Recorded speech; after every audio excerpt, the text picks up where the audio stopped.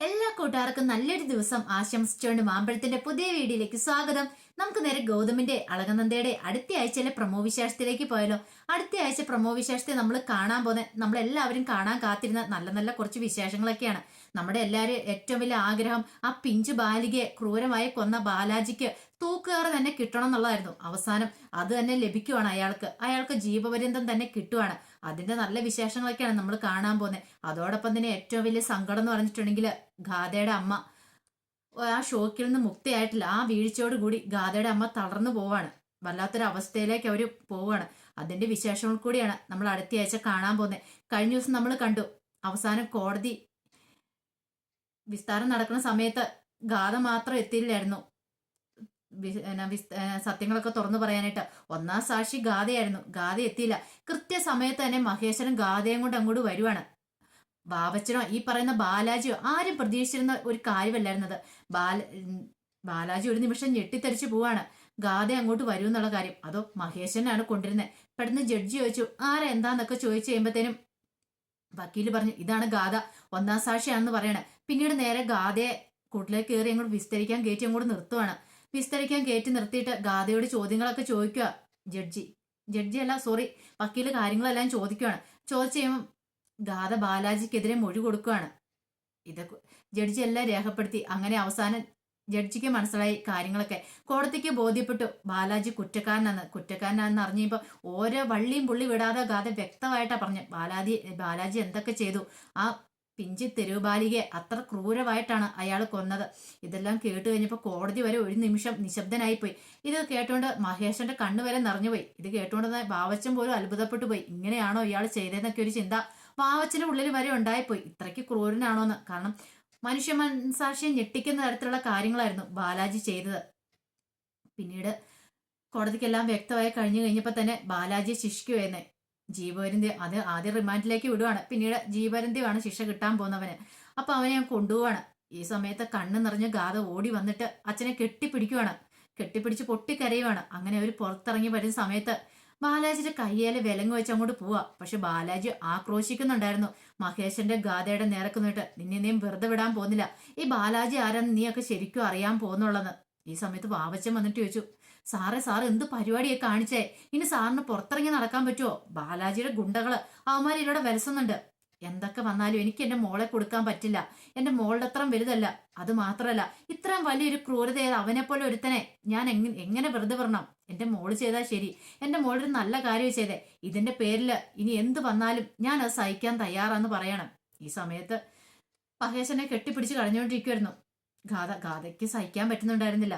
അങ്ങനെ അവസാനം അവരവിടെ നിന്ന് ഇറങ്ങി കഴിയുമ്പോഴാണ് നന്ദയുടെ കോള് വരുന്നേ.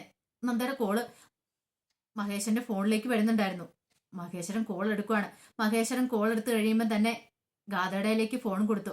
ഗാഥ എന്നിട്ട് നന്ദയോട് കാര്യങ്ങളൊക്കെ പറയണം. നടന്ന കാര്യങ്ങളെല്ലാം പറയണം. ഇത് കേട്ട് കഴിഞ്ഞപ്പോൾ തന്നെ നന്ദയ്ക്ക് എന്ത് ചെയ്യണമെന്ന് അറിയത്തില്ല. അപ്പോഴാണ് മഹേഷിന്റെ നന്മ ശരിക്കും പറഞ്ഞിട്ടുണ്ടെങ്കിൽ നന്ദ മനസ്സിലാക്കുന്നേ എത്രമാത്രം നന്മ അച്ഛൻ ചെയ്തേന്നുള്ള. അച്ഛൻ കൊണ്ടുപോയത് അവളെ രക്ഷിക്കാനെന്നുള്ള കാര്യം മനസ്സിലാക്കുന്ന പോലെ അപ്പോഴാണ് താൻ അറിയാതെ കുറെ കുറ്റപ്പെടുത്തിയിട്ടുണ്ടായിരുന്നു. പക്ഷെ അവസാനമാണ് മഹേഷിന്റെ ബോധം വന്നത്. താൻ എന്താണല്ലോ ഒരു കാരണവശാലും അങ്ങനെ തെറ്റ് ചെയ്യാൻ പാടില്ല. തന്റെ മോളെ ആ ക്രൂരന് വിട്ടുകൊടുക്കാൻ പാടില്ല. എന്ത് വന്നാലും തന്റെ ജീവൻ പോയാലും തന്റെ മോളെ രക്ഷിക്കുന്നൊരു തീരുമാനം എടുത്തുകൊണ്ട് മാത്രമാണ് മഹേശ്വരൻ ആ സമയത്ത് ഗാഥേനെ കോടതിയിലേക്ക് എത്തിക്കാനായിട്ട് സാധിച്ചേ. എല്ലാവരുടെയും കണ്ണു വെട്ടിച്ച്. കാരണം അല്ലെങ്കിൽ ഉറപ്പായിട്ടും ബാലാജിയുടെ ഗുണ്ടകള് ഗാഥനെ പിടിച്ചോണ്ട് പോവായിരുന്നു.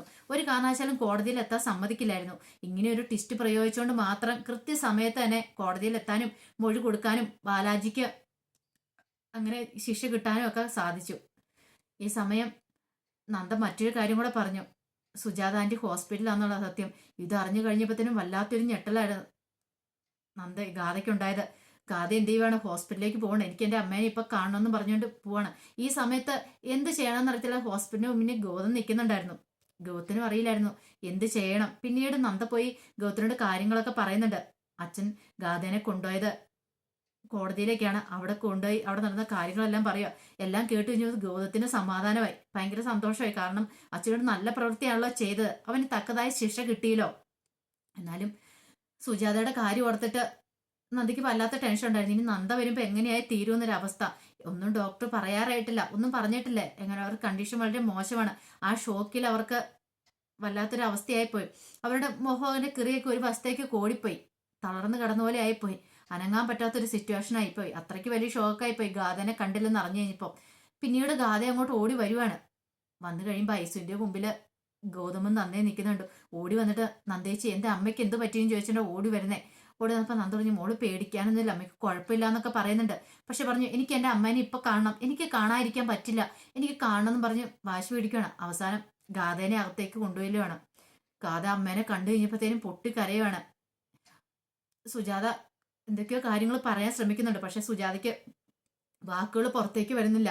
ഗാഥനെ കണ്ടു കഴിഞ്ഞ പകുതി സമാധാനമായി. ബാലാജി പിടിയിൽ നിന്ന് രക്ഷപ്പെട്ടല്ലോ. പിന്നീട് ഗാഥ കാര്യങ്ങളൊക്കെ പറഞ്ഞ് ബോധ്യപ്പെടുത്തുന്നുണ്ട്.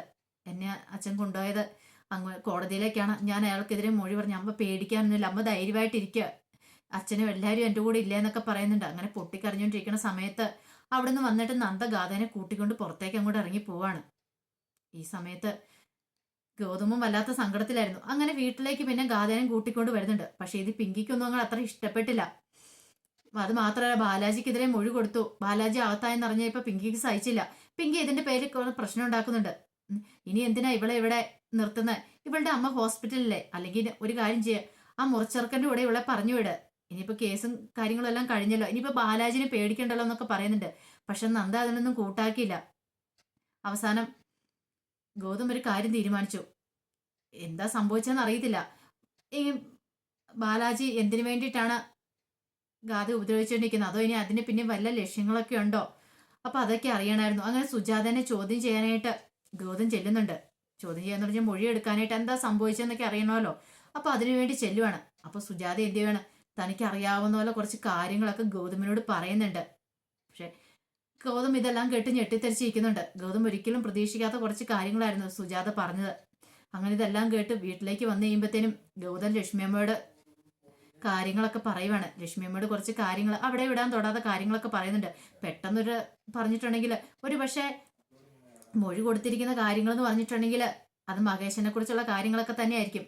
എന്താ ഹേമന്ത് എന്ന് പറയുന്ന അവനെ കുറിച്ച്, അതൊക്കെയാണല്ലോ ആദ്യം അറിയേണ്ട കാര്യങ്ങൾ. ഹേമന്ത് എന്ന് പറയുന്ന ഒരുത്തനുണ്ടോ, അതൊക്കെയാണ്. പക്ഷേങ്കിൽ അവര് പറഞ്ഞു ഹേമന്ത് എന്ന് പറയുന്ന ഒരുത്തനില്ല, അങ്ങനെ ഒരാളില്ലെന്ന് തന്നെയാണ് പറഞ്ഞത്. പക്ഷെ ഇതിന്റെ പേരിൽ ഗൗതമിന് ഭയങ്കര ടെൻഷനായി. അപ്പൊ അച്ഛൻ എന്തുകൊണ്ടാ കള്ളത്തരം പറഞ്ഞത്? പിന്നീട് ലക്ഷ്മിയമ്മയോട് വന്ന് ചോദിക്കുന്നുണ്ട്, അച്ഛൻ ഇതിനെക്കുറിച്ച് വല്ലതും പറഞ്ഞായിരുന്നോ, ആ രാജേന്ദ്രന്റെ അപകടത്തെ പറ്റി വല്ലതും പറഞ്ഞാന്ന് ചോദിക്കുമ്പോൾ ലക്ഷ്മിയമ്മ ഇല്ലാന്നൊക്കെ പറയണേ. പക്ഷെ ഇതെല്ലാം അറിഞ്ഞു കഴിഞ്ഞപ്പോഴത്തേനും മഹേഷിന് ഭയങ്കര ടെൻഷനായി. മഹേശ്വരൻ വിചാരിച്ചു ഇനിയിപ്പം തന്റെ കള്ളത്തരങ്ങളൊക്കെ ഗൗതം കണ്ടുപിടിക്കോ. അവർ രണ്ട് സംസാരിക്കുന്ന സമയത്ത് മഹേഷിന് ഒളിഞ്ഞുപോയെന്ന് കേൾക്കുന്നുണ്ട്. എന്തൊക്കെയാണ് ലക്ഷ്മിയോട് ചോദിക്കുന്നതെന്ന് അറിയില്ല ഗൗതത്തിന് മനസ്സിലായി അച്ഛൻ എന്തൊക്കെ ഒളിപ്പിക്കാൻ ശ്രമിക്കുന്നുണ്ടെന്ന് മനസ്സിലായി. അപ്പൊ ഹേമന്ത് എന്ന് പറയുന്ന ഒരുത്തനില്ലെങ്കിൽ രാജേന്ദ്രൻ എന്ന് പറയുന്ന ഒരുത്തനും കാണത്തില്ലല്ലോ. അങ്ങനെ ചില സംശയങ്ങൾ പോലീസുകാരല്ലേ, അവര് പല രീതിയിൽ സംശയിക്കുമല്ലോ. അങ്ങനെ സത്യം കണ്ടുപിടിക്കാനായിട്ട് ഗൗതം ഇറങ്ങിത്തിരിക്കുകയാണ്.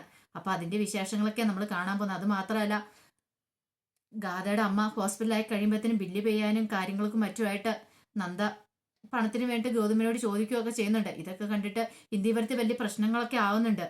അപ്പൊ അതിന്റെ വിശേഷങ്ങളൊക്കെ നമ്മൾ കാണാൻ പോകുന്നത്. എന്തൊക്കെയാണ് നമുക്ക് എല്ലാവർക്കും സന്തോഷിക്കാൻ പാകത്തിന് നല്ലൊരു പണി തന്നെയാണ് ബാലാജിക്ക് കിട്ടിയിരിക്കുന്നത്. അപ്പം ഇനിയിപ്പോൾ അടുത്തൊരു വാവച്ചനിട്ടും കൂടെ നല്ലൊരു പണി കിട്ടണം. അപ്പോൾ അതിൻ്റെ വിശേഷങ്ങൾക്കായി നമുക്ക് എല്ലാവർക്കും കാത്തിരിക്കാം കേട്ടോ. അപ്പോൾ വീഡിയോ ഇഷ്ടപ്പെട്ടെങ്കിൽ ആദ്യമായിട്ട് കാണുന്നവരാണ് ചാനൽ സബ്സ്ക്രൈബ് ചെയ്യാൻ മറക്കരുത്.